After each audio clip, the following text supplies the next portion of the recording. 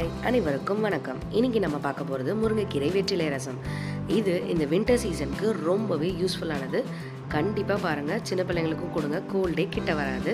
இது எப்படி செய்கிறதுன்னு இப்போ பார்க்கலாம். அதுக்கு அரை லெமன் சைஸ் அளவுக்கு புளி, மஞ்சத்தூள் தண்ணியில் போட்டு ஒரு 10 மினிட்ஸ் ஊற வச்சுக்கோங்க. அதுக்குள்ளே நம்ம கடன்னு மிளகு, சீரகம், பூண்டு, தக்காளி எல்லாத்தையும் அரைச்சிக்கலாம். டடங்னு பண்ண அரைக்கலை, அதனால் இப்போ டடங்னு பண்ண போகிறேன். அரைச்சிருச்சு. அடுத்தது நம்ம ஒரு கொத்தளவுக்கு முருங்கைக்கீரை, நிறைய எடுத்துக்காதீங்க, கசப்பு வந்துடும். ஒரு கொத்தளவு முருங்கைக்கீரையும் 2 நாட்டு வெத்தலை யூஸ் பண்ணியிருக்கேன் போட்டு அரைச்சி தனியாக எடுத்து வச்சுக்கலாம். அடுத்தது கடாய் வச்சு 1 ஸ்பூன் அளவு எண்ணெய் ஊற்றி 1 ஸ்பூன் அளவு கடுகு, 4லேருந்து 5 காஞ்ச மிளகா, கருவேப்பிலை, பெருங்காயம் இதெல்லாம் போட்டு நல்லா வதக்கிக்கலாம். வதக்கின உடனே முதல்ல பார்த்திங்கன்னா நம்ம புளி தண்ணியை நல்லா கொதிக்க வைக்க போகிறோம்.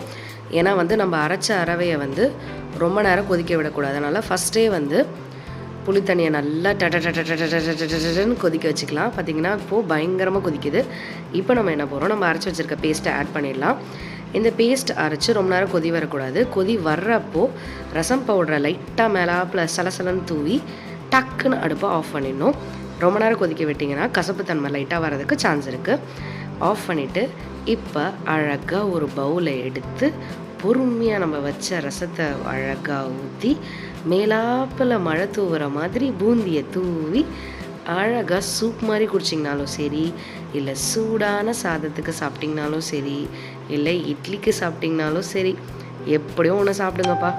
சாப்பிட்டிங்கன்னா தான் இந்த வின்டருக்கு உங்களுக்கு கண்டிப்பாக கோல்டு, காஃபு எதுவுமே கிட்ட வராது. அது இல்லாமல் அயன் சத்தும் சேர்ந்து கிடைக்கிது.